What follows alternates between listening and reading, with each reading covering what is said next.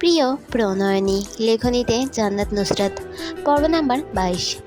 সময় প্রবহমান, কারোর জন্য কারো সময় অপেক্ষা করে না। দেখতে দেখতে এইভাবে এক সপ্তাহ কেটে গেল। ঘটনাটার কথা প্রায় সবাই ভুলে যাওয়ার চেষ্টা করছে, কিন্তু যার সাথে এই ঘটনা হলো সে কি ভুলতে পারছে? তা তো সেই একমাত্র জানে। আজকাল জাইনকে খুব কম বাড়িতে দেখা যায়, আর দেখা গেলে কোনো না কোনো কাজ করতে থাকে। এমনি বসে থাকার থেকে নিজেকে কাজে বিজি রাখার চেষ্টা চালাই, যাতে ডেলার কথা মনে না পড়ে। বিছানায় হেডবোর্ডে বালিশ দিয়ে পা লম্বা করে বসে কোলের উপর ল্যাপটপ রেখে এক ধ্যানে কোনো কাজ করেছে জাইন। কিং সাইজের বিছানায় এক কোণায় অবহেলিত পড়ে আছে মুঠোফোন। জাইনের কাজে ব্যাঘাত ঘটিয়ে মুঠোফোন কর্কশ আওয়াজে বেজে উঠল। মুঠোফোনের কর্কশ আওয়াজ কিবোর্ডে চলা হাতটা থেমে গেল জাইনের। শুভ্র কপালে ভাঁজ ফেলে মোবাইল ফোনের দিকে বিরক্তির দৃষ্টিতে তাকিয়ে থাকলো। রিং হতে হতে ফোনটা কেটে গেল। জাইন মোবাইল হাতে দৃষ্টি ফিরিয়ে নিয়ে আবার ল্যাপটপে চোখ রাখলো। যার প্রয়োজন সে আবার কল দিবে। কিছুক্ষণ পর আবার ওই নাম্বার থেকে কল আসলো। সেভ নাম্বার ভেসে উঠল আরুষ। কল রিসিভ করে গম্ভীর কণ্ঠে জিজ্ঞেস করলো, কি হয়েছে? ফোনের উপাস থেকে কি বলল শোনা গেল না। আরসি বলে ফোন রেখে দিল জাইন।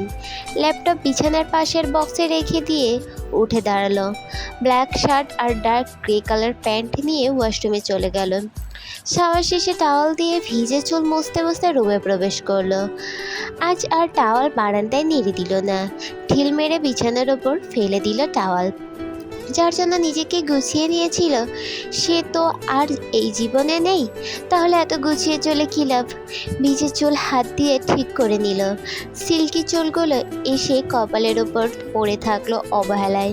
মানিব্যাগ পকেটে ঢুকিয়ে কাবাটের ভিতর থেকে গাড়ির চাবি বের করে আঙুলের ডগায় নিয়ে রুম লক করে বের হয়ে গেল জাইন। মিটিং রুমে সবাই সারিবদ্ধভাবে বসে আছে। সবার চোখ সামনের সাদা পর্দায়। সাদা পর্দার সামনে দাঁড়িয়ে রুবা কিছু প্রোডাক্ট দেখাচ্ছে আর তার বর্ণনা করছে। বর্তমানে বেশিরভাগ টিনেজ মেয়েরা মেকআপ বেশি ইউজ করে, আর তারা মেকআপ ইউজ করতে ভালোবাসে। আর এই জেনারেশনের মেয়েরা বেশিরভাগ ক্যাপ ফ্যান। তাই আমার পরিকল্পনা এরকম যে আমরা যে নতুন মেকআপের পণ্যগুলো বাজারে সেল করব, ওই সকল পণ্যের লোগো কোনো কেপ গ্রুপের লোগো বা তাদের ছবি ব্যবহার করতে পারি। তাহলে তারা পণ্যগুলোর প্রতি আকৃষ্ট হবে বেশি এবং আমাদের পণ্য বাজারে ভালো সেল হবে। রুবা নিজের বক্তব্য শেষ করলো। সবাই হাতে তালি দিল। রুবা ধন্যবাদ জানিয়ে এক কোণায় দাঁড়িয়ে রইল। আরও শান্ত দৃষ্টিতে রুবার দিকে তাকিয়ে নিজের জায়গা থেকে উঠে দাঁড়ালো। আপনি বসতে পারেন। রুবা নিজের সিটে গিয়ে বসে পড়ল। আরশ কোট খুলে নিজের চেয়ারের হ্যান্ডেলে রেখে দিয়ে সাদা স্ক্রিনের সামনে দাঁড়ালো। তো মিস রুবা, আপনি বলছেন বর্তমান জেনারেশন মেয়েরা মেকআপ করতে পছন্দ করে, কিন্তু আমার জানা মতে বা আপনি বলতে পারেন আমি এখনও পর্যন্ত যত মেয়ে দেখেছি তার মধ্যে 90% মেয়েরা মেকআপ করে না। স্যার, আপনি হয়তো খেয়াল করেননি, এখনকার 98% মেয়েরা মেকআপ ছাড়া বাইরে যায় না। যারা বা যেসব মেয়েরা সচরাচর বাইরে যায় হালকা ব্লাশ অথবা লিপ গ্লস ইউজ করে, অ্যান্ড ভার্সিটি যেতে হলেও তো হালকা মেকআপ করে থাকে। আরশের চোখে নুসরাত আর ইসরাতের মুখ ভেসে উঠল। তাহলে কি এরা ভিন্ন গ্রহের প্রাণী? কোথাও যেতে ইসরাত কিছুটা পরিপাটি হয়ে যায়, কিন্তু নুসরাত এ তো চুলগুলো ঠিকভাবে বাঁধে কি না তাতেও সন্দেহ আছে। মাথা ঝাঁকিয়ে নিয়ে নুসরাতের কথা মাথা থেকে বের করে ছেড়ে ফেলে দিল আরশ।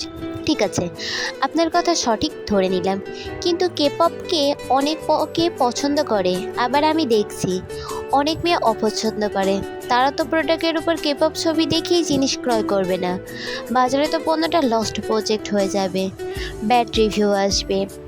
স্যার, আমি মনে করি বাংলাদেশের 70% মেয়ে কেপপ পছন্দ করে, তাই লস হওয়ার কোনো চান্স নেই। আর 30% ব্যাড রিভিউ আসলে 70% গুড রিভিউ আসবে। কিন্তু বাকি 30% মানুষ যদি না ক্রয় করে তাহলে কিভাবে হবে? আমি 100% গুড রিভিউ এবং 100% সেল চাই আমার পণ্যের। I have a good idea sir, please sir, বাকি 30% গুড রিভিউ পেতে চাইলে আমরা একটা কাজ করতে পারি। কি? আমরা 50% প্রোডাক্টে কেপপ লোগো ইউজ করব আর 50%-এ আমাদের কোম্পানির লোগো ইউজ করতে পারি। সমস্যারে বলল, this is a great idea. আর নিজের জায়গায় ফিরে আসলো, প্রজেক্টের অফ করে দিল। ওয়েল, আপনাদের কথা মেনে নিলাম, সামনে দেখি কি হয়। Today is meeting and ins hair.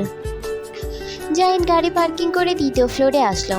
Main ডোর দিয়ে প্রবেশ করার পর সবাই দাঁড়িয়ে গেল। সবাই সালাম দিতে লাগলো। জাইন সালামের উত্তর দিয়ে আরশের কেবিনের দিকে চলে গেল।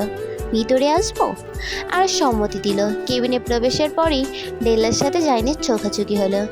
জাইনের গলার রহস্য নেই, ডেলা দরজার দিকে তাকিয়েছিল। জাইন আলগোসে নিজের চোখ সরিয়ে নিয়ে আসলো। আরশ ডেলার পাশে ছিটে বসার জন্য ইশারা করলো। জাইন প্রতিক্রিয়াবিহীন আরশের দেখানো জায়গায় বসে পড়ল। ডেলা নামক কোনো মানুষের উপস্থিতি নেই এমন ভাব করলো জাইন। পুরো ডেলাকে ইগনোর করে আরশকে জিজ্ঞেস করলো, কেন ডেকে পাঠিয়েছিস? আরশ ডেলার দিকে ইশারা করে বলল, ভাবি তোমাকে কল করার জন্য বলেছে। ভাবির তোমার সাথে কি যেন কথা আছে। যাই নিচের দিকে তাকিয়ে তার ছেলের হাসি আসলো। ভাবি হয়ে গেল তোতে নেই? আর সেদিকে শান্ত চোখে তুলে তাকিয়ে জিজ্ঞেস করলো, কে ভাবি? আর এই ভাবি আমার সাথে কি কথা বলতে পারে? আরশ ইশারা করলো ডেলার দিকে। আগে যতই নাম ধরে ডাকুক না কেন, কারণ ওটা প্রফেশনের জন্য ছিল, কিন্তু এখন উনি আশিকের স্ত্রী, নাম ধরে কিভাবে ডাকবে? আরশ নিজের চেয়ার ছেড়ে উঠে দাঁড়ালো। দুজন কথা বলুন, আমি একটু বাইরে থেকে আসি। আরশ প্রাইভেসি দিয়ে কেবিন থেকে বের হয়ে গেল। এসির টেম্পারেচার 20-এ থাকা সত্ত্বেও কথা বলতে গিয়ে ডেলার কপাল থেকে ঘেমে গেল। কীভাবে কথা শুরু করবে বুঝতে পারল না। আগে তারা ফ্রেন্ড ছিল, আর এখন সে জাইনের ছোট ভাইয়ের বউ। আবার তাদের সম্পর্ক কিছুটা ফাটল ধরেছে। আর জাইনের সম্পর্ক এখন আগের মতো নেই। ডেলা নিজেকে ধাতস্থ করে কিছু বলতে যাবে, তার পূর্বেই জাইন ডেলাকে থামিয়ে দিল। আপনি আমার ছোট ভাইয়ের বউ, আর আপনার সাথে আমার বিশেষ কোনো প্রয়োজনের কথা থাকতে পারে না। আমার জানা মতে এমন কিছু নেই, তাই আজ উঠি।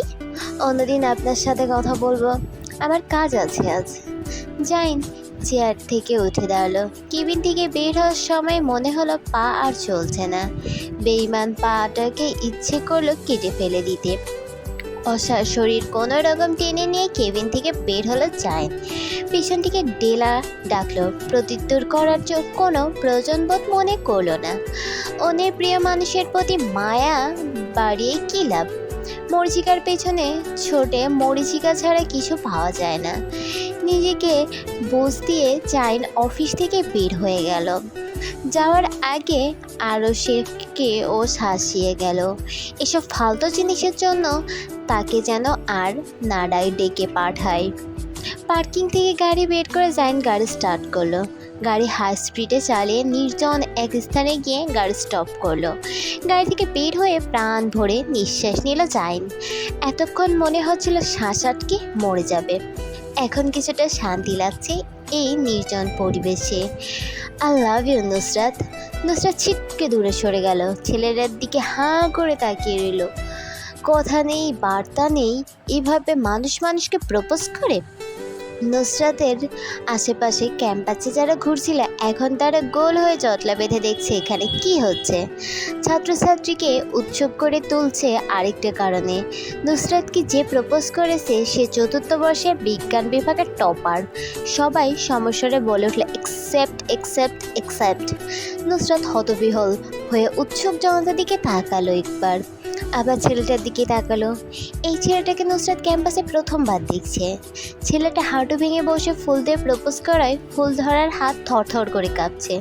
নুসরাত ছেলেটার হাত থেকে ফুল হাতে নিল। দাঁড়াও। ছেলেটা চোখ নিচের দিকে রেখে উঠে দাঁড়ালো। নুসরাত ছেলেটার দিকে তাকিয়ে ভ্রু কুঁচকালো। এভাবে কাঁপছো কেন? আমার তোমাকে ভয় লাগে। নুসরাত বিরক্তি দৃষ্টিতে ছেলেটার দিকে তাকিয়ে থাকলো। প্রপোজ করতে ভয় লাগেনি আর সামনে দাঁড়াতে ভয় লাগছে? What a joke! আমি বাঘ না ভালুক যে আমাকে ভয় লাগবে? ছেলেটা মাথা নিচু করে দাঁড়িয়ে রইল। নুসরাত উৎসুক জনতার দিকে তাকিয়ে ছেলেটাকে কিছু বলতে গিয়ে থেমে গেল। আগামীকাল শহীদ মিনারের সামনে আমার সাথে দেখা করো, তোমার উত্তর পেয়ে যাবে, এখন যাও। ছেলেটা বিনা বাক্য ব্যয়ে মাথা নিচু করে চলে গেল। ধীরে ধীরে সবাই জটলা খুলে নিজ নিজ কাজে চলে গেল। নুসরাত, সৌরভী আর ইরহাম ভার্সিটির গেটের দিকে গেল বাসায় যাওয়ার জন্য।